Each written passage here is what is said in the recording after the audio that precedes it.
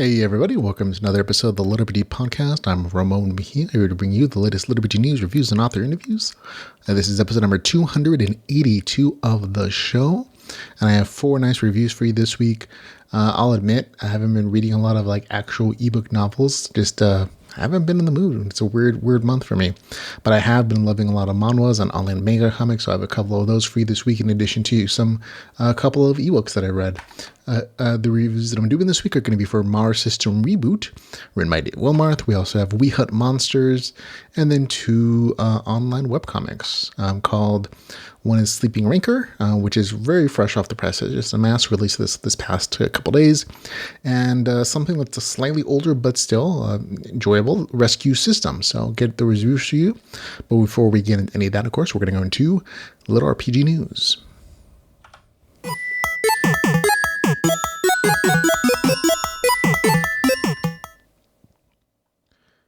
And in LitRPG news, actually, we're on LitRPG news this week. It's a very quiet week on that end. Lots of things about books coming out, but not real newsy stuff.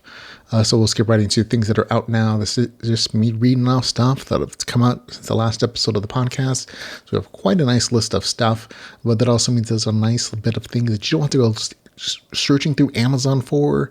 We got a nice list of the LitRPG stories that have come out that I was able to find for you.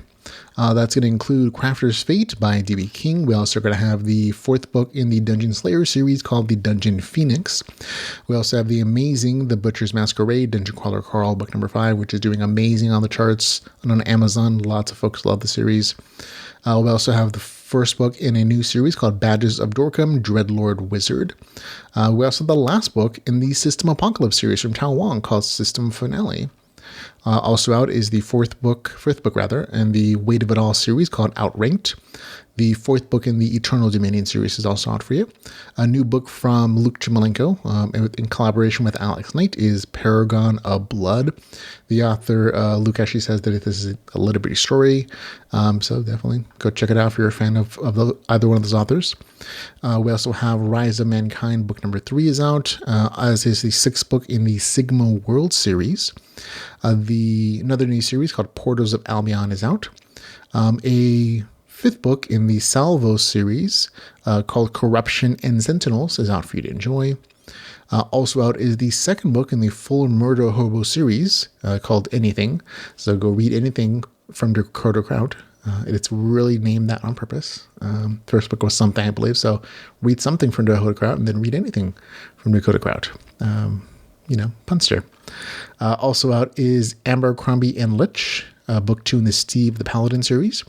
We also have a new series called Roll for Initiative, Tomb of Malevolent, which is a collaboration between Kevin McLaughlin and Michael Anderle. I also have First Fist, Seventh Bridge of the Heavens, and the 14th book in a very long Wuxia series called Dwarf City, Dwarf Dragon Heart. Also have the 2nd book in the Biomancer series by Shimur Kuznets. A Lonely Apocalypse series, book number 2 is out, still left out by the system. Also have the Titan series, book number 9 is out. Also the Primal Hunter. The 2nd book in the Dr. Druid series, Virgil's Fire, is out if you like book number 1. We also have The Boy Who Killed the God, book number 1 is out. Also the 7th book in the Bow Knight series. And the 2nd book in the World of Skills book. In the series, actually liked book number 1. Cover art wasn't the best, but it was an enjoyable series. Forest of Death. The 2nd book in the OVR World Online book series, Z Knockdown, is out for you to enjoy if you like book number 1. Book number 3 in the Buccaneers Do series, which is a pirate LitRPG story, is out for you to enjoy. Also out is a new series called Welcome to Blade's Rest, a low-stakes town-building LitRPG series. Also out is the 2nd book in the Sesamal Accords, Modulate. Blaze Corbin, who's the author of a number of series that you probably enjoy, is released a new story called Apocalypse Cultivation, a Trojan Nightmare, a LitRPG cultivation series. And I had a chance to talk to the author, just messaging, and he says that there's not a lot of hardcore, crunchy RPG mechanics in the first book in the series, mostly cultivation apparently. He says a lot of the RPG stuff comes in play in the 2nd book in the series, but he's not publishing this one directly himself, so he's not really in control of marketing which is why you see the lit RPG part in the first book in the series. So just be aware, just as a heads up, he's not trying to like trick you or anything. It's still a very entertaining story. Lots of folks have really enjoyed it. I haven't had a chance to read it yet, mostly because, you know, if it's not lit RPG, I'm just less enthused. Not that I love the author, I love his writing, everything, but I'm not generally as motivated to pick up a story that's just straight cultivation. I'll probably read it at some point, but a lot of other people have really enjoyed it. So go give it a shot if you're interested in any like Blaze stuff. Also out is a new Realm Online book number 2, Broken Bones, as is the 4th book in the Illusionist series, which is a Viridian Gate universe story. It's not the main series, it's a side series. I really enjoyed book number 1 in the series. I just didn't have a friend to pick up the rest, but a lot of folks enjoy it. The Illusionist Sharper's Coin. Also out is Dungeon Core Online Remastered, Dungeon Core Online Dickin' Around, book number 1. There you go. It also has an audiobook, I believe. We have the 3rd book in one of the rare like mech LitRPG story series called Captain Overdrive, book number 3, Cerberus Tank. The 3rd book in Viceroy's Pride by Kel Paulman is out for you to enjoy. We also have Realms of Power and Fury, book number 2, Finding Honor. There we go. We also have Portal to Nova Roma, which is from the same author as Jake's Magical Market, I believe it's called. The one that does card powers and as an RPG Apocalypse series. This is from the same author. So he does say it's a LitRPG story in the novel description, but it doesn't say it in the title or anything. So it's in the list. There you go. That's all the stuff that I found recently for you guys to enjoy as ebooks. We have more audiobooks for you, though. Lots of nice audiobooks for the folks that love the listening experience. We're going to start off with Earth Force Relic Legacy, book number 2, episode 4, written by Schumer Cousins, but produced by Soundbooth Theater. So we have those great folks over there in Soundbooth doing a full cast, sound effects, music, production of the Earth Force series. So for you to enjoy. Viceroy's Pride, book number 3 is out as an audiobook as well as an ebook, as I mentioned.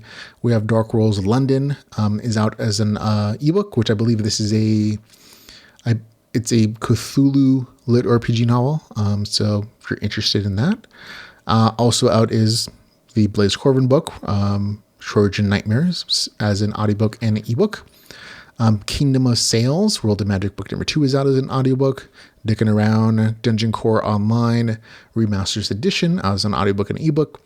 Villain Core Superhero Dungeon, book number 1 is out as an audiobook. The 3rd book in the Alpha Physics series is out for you to enjoy as well. Alpha Ascendant, book number 2 is out. Ember Mage is out as well, as is Shaman's Call, book number 1. Also, the Range series, book number 3, which is the Russian translation story, out for you to enjoy as an audiobook. Tower Climber, book number 4 is also out. Heroes of Last Resort, the other guy's book. Also, the MAD, the complete lit RPG series. So it's going to be actually books 1, 2, and 3 in the series, which completes the series apparently. Out for you to enjoy as one long audiobook, which is a great value for your credit. Also out is We Hunt Monsters, which is I'm reviewing the ebook version.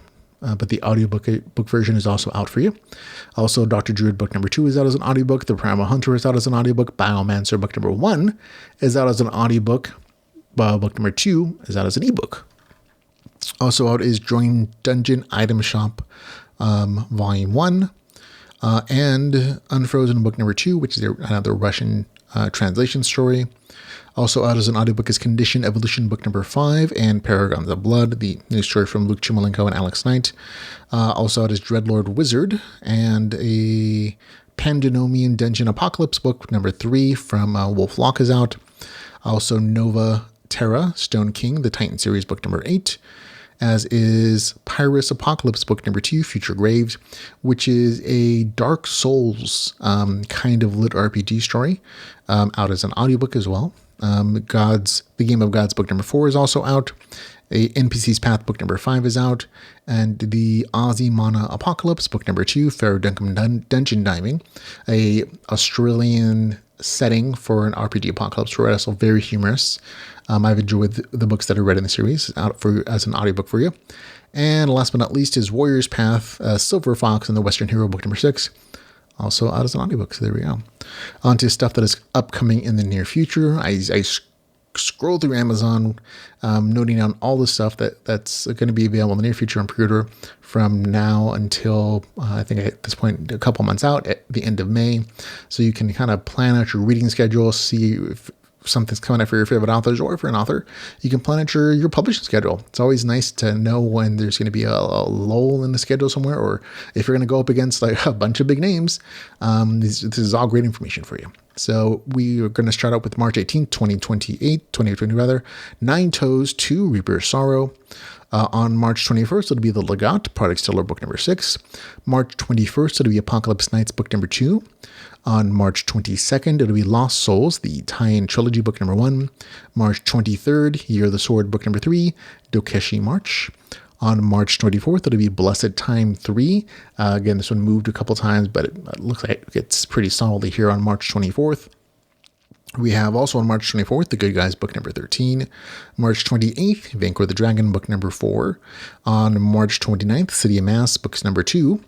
On March 29th, A New Home, book number 1, An Unwitting Prince.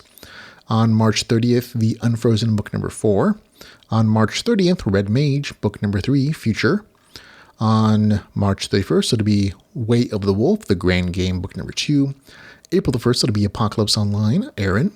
On April the 5th, it'll be Celestial Citadel, The Rogue Dungeon, book number 6. April the 5th, it'll be He Who Fights at Monsters, book number 5. April the 7th, it'll be True Calling, LitRPG, book number 2.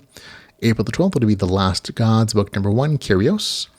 On April the 13th, it'll be Dr. Druid, book number 3. On April the 14th, this one actually moved as well from earlier in April to mid-April, Merkster Chef, book number 2. On April the 14th, it'll be The Range, book number 4. April the 15th, King Minos, a city-building LitRPG series from Angelus Maximus. On April the 18th, it'll be Alpha Rome, book number 4. April the 18th as well, Elemental Mastery, book number 2. On April the 20th, The World of Waldira, Heroes of the Final Frontier, book number 2.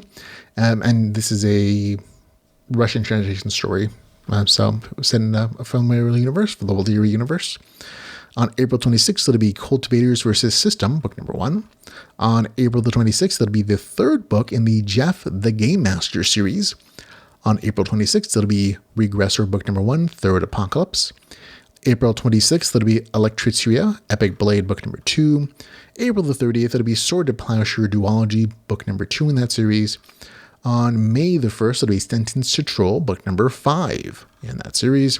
May the 2nd will bring us Arise Alpha. May the 3rd, it'll be Wizard's Tower, both new books in their own series. May the 9th, it'll be book 5 in the Unfrozen series. On May the 10th, Trickster's Tale, Is That a Loot in Your Pocket? On May the 10th, it'll be The Crow Cycle, book number 2. May the 11th, it'll be Interworld Network, book number 4. May the 12th, it'll be Renegade, Underdog, book number 8. May the 19th, Bad Guys, book number 9. May 20th, Cowboy Necromancer, book number 3. May 31st, The Battle Mage Farmer. And May 31st as well, Alpha Physics, book number 5. May 31st as well, it'll be Defiance of the Fall, book number 5. So a lot of actually big name titles coming out at the end of May as well. So a lot of things to look forward to. But now we're getting into new releases and reviews.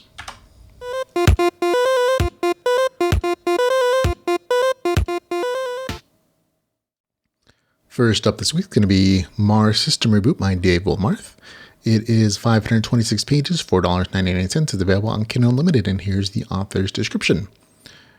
Late 21st century Earth is overcrowded, her natural resources dwindling rapidly. World governments and greedy megacorporations are forced to work together towards a solution. A crowd of 10 humans are sent to Mars aboard Hyperion 1 to locate a suitable site and establish their first colony. After a months-long flight to the Red Planet, just as they are about to descend to the surface, problems arise. A careless accident kills a crew member, damages the ship, forcing the others to launch early. And that's just the beginning of their troubles. On day one, they learn that magic is real and that the planet, in fact, the entire galaxy, is governed by a complicated and merciless system. Their assimilation into the system makes them enemies and paranoid and powerful powers that be on Earth, and they find themselves cut off. No communications with family, no resupply. They're on their own on a mostly dead world, and nearly every form of life they do encounter is out to kill them. So there we go. This is a Martian kind of type book combined with alien RPG survival mechanics. The story starts off with the first mission to colonize Mars, only like most survival stories, something goes terribly wrong, and the crew has to make an emergency landing on the planet where they find strange stones that initiate them with an alien civilization program that translates into something like an RPG game interface. It really just sets up the way to give the crew cool powers as they work on surviving and grow their base and powers in the face of limited resources and enemies. And that's really a pretty decent summary of what I found to be like mostly the first half of the story. It's like the Martian combined with like an RPG alien interface system. And the first half of it is very much focused on like the survivalist aspects of being stranded on a world, some of the political ramifications of Earth feeling like they're contaminated potentially, and essentially stranding them there and sending on future trips potentially soldiers to murder them so that Earthlings can again colonize this planet, because that's the big mission, is that Earth is overcrowded. They need a new place to live, and so that's what this crew is originally there to set up. The first colonization efforts, with more ships coming after them on a regular basis to gather resources and build structures and stuff. And so that's probably the good first half of the story. After the halfway point, it shifts a little bit into something that's a little more dungeon diving, I guess, a little bit you could say, with the regular intercessions of things going, the storylines tying back to like the ramifications of the political fallout of people in the know, kind of realizing that what's happening on Mars, that there is potential alien civilization that once existed there, or the RPG interface, and kind of those power struggles, which I thought was a really nice break from the main story a little bit, because it does develop into more of a dungeon diving kind of aspect for the main crew that's on Mars. Still very entertaining, great power structure, great system. Lost a little bit of enjoyment once they self-establish their survivalist aspects, though. One of the best things about the story, in line with the survivalist aspect of the story, is that the author has no compunction about murdering off characters.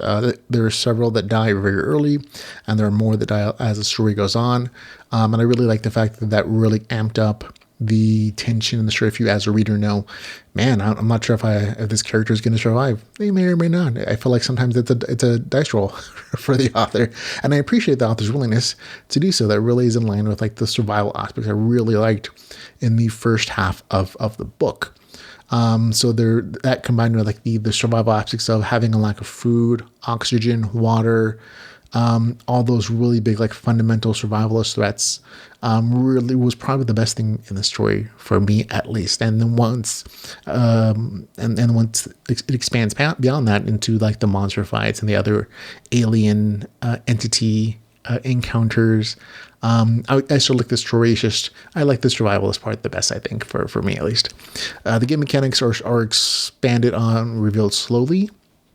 There's an RPG interface. There's a set of stats, health, mana, reputation, magic spells, classes, and other expected game mechanics. There is also some crafting and enchanting using resources they might have planted or harvest. The alien interface also rewards the crew anytime they do something that further reestablishes a good living environment on Mars, or anything that furthers that aspect of that civilization rebuilding on Mars aspect, which I thought was a nice little twist, because it very much guides the story as to what these characters are doing. Overall, entertaining story. I had a really good time with it.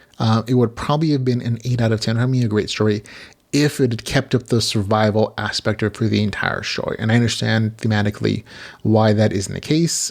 It makes perfect sense within the narrative structure of what's revealed in the story. But for me, I really just like that background tension of like the crew worrying about not just the threats that are going to be on their way from Earth from another space launch, but also just like the daily aspects of like, we have limited resources here. How are we going to make water, make energy that we're going to use for our machines? How are we going to gather resources we need to like actually build a small civilization for us to live? And what are we going to eat? And all that stuff is really provided like a very subtle, constant tension in the story that dissipates at some point a little bit because things get better for them. But again, only dropped my enjoyment the tiniest bit, but again, had a really, really enjoyable time. Still think it's a really good story. So for me, it gets a score of 7.8 out of 10. That's Mars System Reboot with a score of 7.8 out of 10. Next up is We Hunt Monsters, written by Aaron Oster. It is 395 pages. It is $4.99. It's available on Kindle Unlimited, and here's the novel description. Keith has died 12 times. After making a deal with a mysterious immortal, he was sent to a new world in hopes of gaining the offered reward, a chance at a better life with his family. However, Keith failed to realize that this deal did not come with an expiration date, no matter how many times he died. After dying for the 10th time, Keith renegotiates with the immortal. This new deal will see him sent to the world of Raya, a world full of monsters, cowardly monkeys, and a system of magic very similar to the fantasy role-playing games his brother used to enjoy. Completing a quest to hunt the most dangerous monsters of the planet is the price Keith will need to pay to regain his old life. It's a good thing that all his experience in his previous lives translate to skills in his new one because if Keith fails this time, the price he will need to pay will be far steeper. And the author goes on in the description to say, like, this is a crunchy LitRPG novel, fantasy setting. He kind of name drops some of the stories he thinks you'll like if you like it. This is, I feel like it's probably a stretch. This is a transporting RPG fantasy world with a monster hunter theme. And if you ever played that game, mostly on PlayStation, it revolves exactly what it says. It's monster hunting. You find monsters, you track them. There are mechanics in there.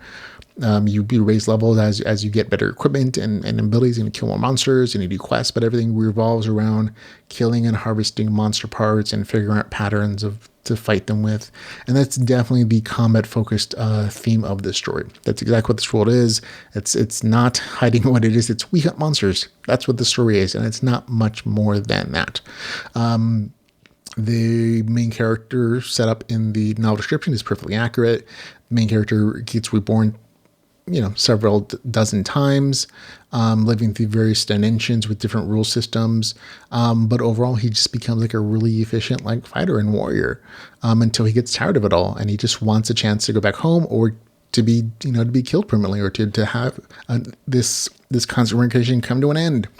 And so this is his final chance. He can, if he beats all the strongest monsters on this entire planet, which are super strong, then he wins. If he doesn't, well, there you go. And that's the risk here. Those are the big stakes, which don't really feel that big, because they're so far out that it end up revealed these huge world-class monsters on several different continents, and so they're placing most of them out of reach for this particular break. It's very clearly set up for a longer series if people like this story.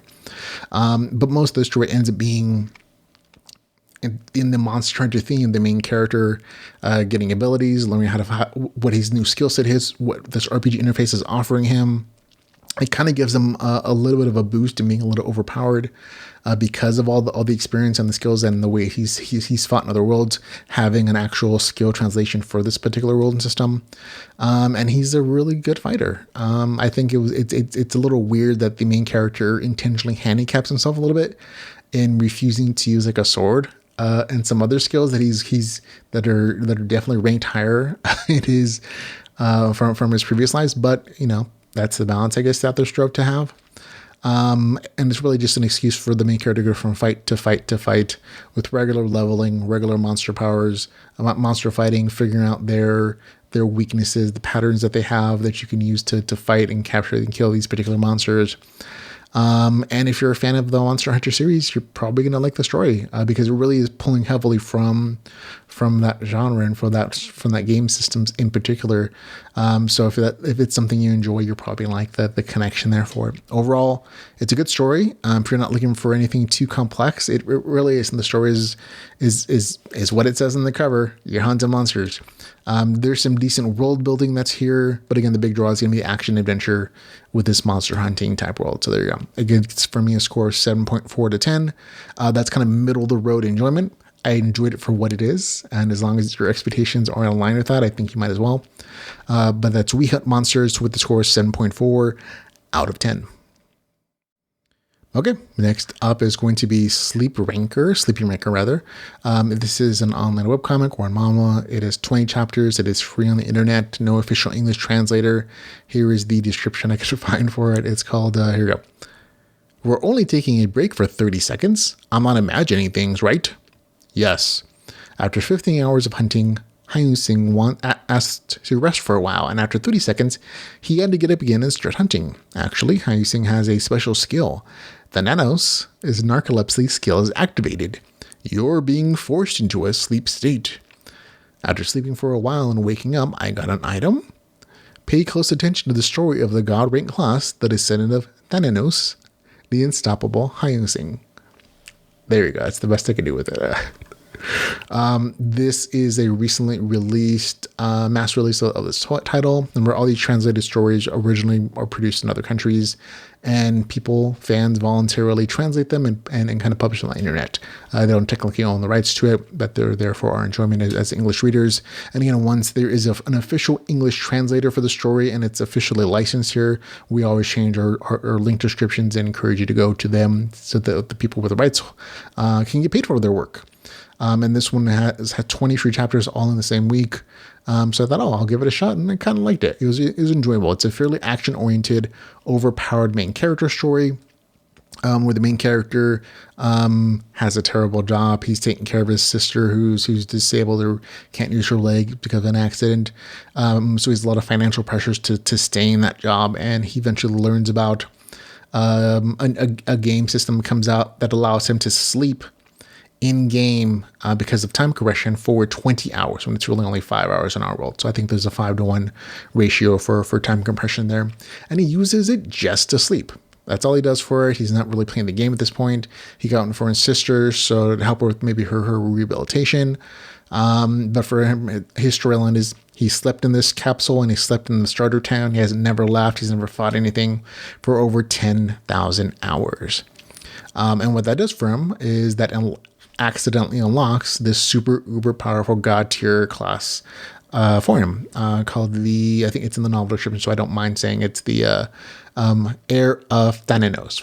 I'm guessing they were going for Thanos, but they didn't want the copyright issue, so they add another AN. So Thananos, who is the god of, I think, something and sleeping. Like, though he's the god of like war and sleeping or something weird, some word combination.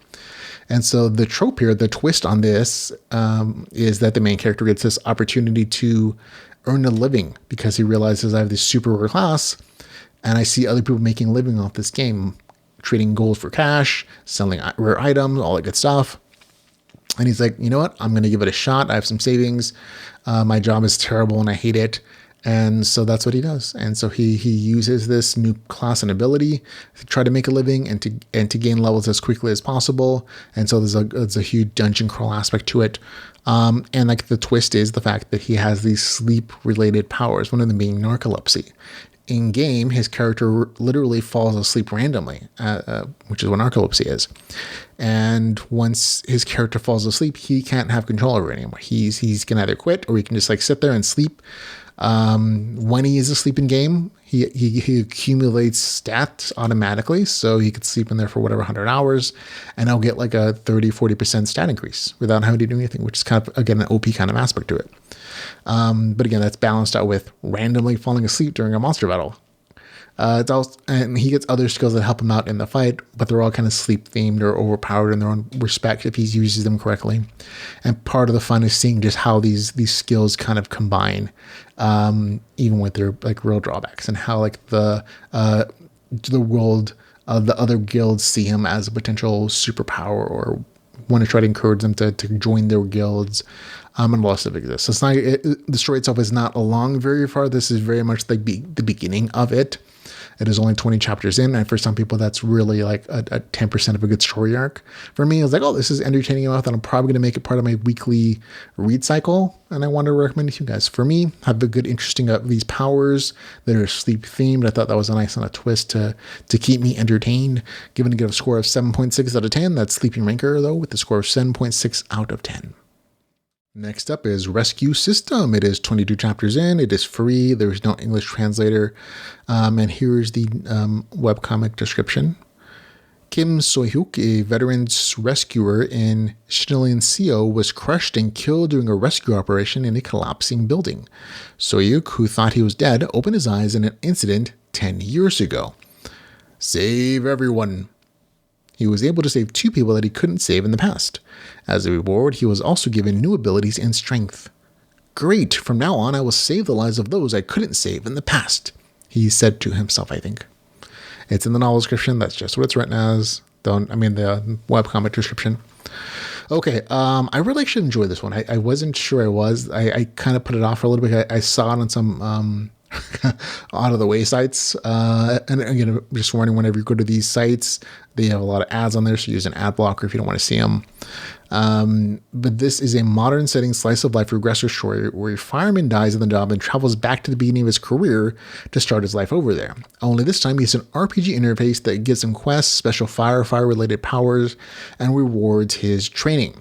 That plus his foreknowledge of fires and other disasters that are going to happen in the future, lets the main character saves the lives he couldn't the first time around. I think that's a better description than the official one personally. And I really enjoyed it. I think, I've read several little bitty stories that have like really like high profile jobs like doctors, lawyers, in this case, a fireman. And I've always enjoyed the kind of combination of those job kind of soap opera storylines with the RPG interface, because they have like several opportunities for good storytelling. And in this case, I think it is the regular like in-baked tension of being a firefighter is a big reason I enjoyed the artwork and the storyline, that it's always a high tension, high pressure system of like, is the main character going to be able to save these people that nobody else knows are trapped, or the first time around his life died because of whatever circumstances, whether it's nobody got him in time, nobody was prepared, it was a bigger fire than anybody expected, and will he or won't he be able to save them, even if he's going against official doctrine for the firefighters, or he's just maybe he really has to train super hard and he didn't the first time around in his life, and so he's working and becoming better. That plus the actual RPG interface that he gets, which is again blue screen notifications, real specific powers, nothing really overpowered, but they do give him like some cheat powers. So it's like powers that make him better at what he does without really making him like Superman or anything. He's not Superman. He is just a firefighter. He does get enhanced, like I think endurance and stamina as he levels. He also gets like powers like danger sense, or like thermal vision or something like that. I think nothing too overpowered, but it does make him feel special, which is I think all the point is. And he does level up as he gets these quests and completes them. And it's really interesting to see how the foreknowledge comes into play, like him remembering that there are specific fires he felt bad about, or big disasters on a national or city scale that he knows about, but nobody else does. And he has to figure out how to, is he going to report them? Is he going to sound like a nut job doing that? Or is he just going to prepare his own advantages or his own preparations to save people? And it's there's baked intention to the firefighter aspect of it, and I like personally, of course, the RPG aspects and the interface on top of this. So for me, had a good time with it. Get to score 7.6 out of 10. That's rescue system. Big recommendation. I liked it. Again, if you like this kind of like emergency room firefighter stories, I think you'll like it. Get to score up again 7.6 out of 10 for rescue system. And that is it, folks. We are done. That is a nice short episode. Not too much there. Remember, you can follow us on Facebook, Twitter, YouTube, Patreon, our website at LitRPGpodcast.com. You can also listen to us on Spotify, Audible, directly. There's lots of great places to listen to the podcast and download it to you, or just watch me. If you like the video version of the podcast, catch us on Facebook or YouTube. Plenty of great places. Remember, if you do, subscribe to us so you get those regular notifications when you get a new episode. We also have links in the show notes for other LitRPG pages that I love, and there are places where authors and readers get together. And if you want to ask for a recommendation, great resources to go to find out. If you enjoyed the podcast in any way, shape, or form, you can always find out all the ways to support us and keep the podcast free and ad-free at litrpgpodcast.com/support. But until we get to hang out again, ladies and gentlemen, thanks for hanging out with me, and remember to go read some Lit RPG. Goodbye, everybody.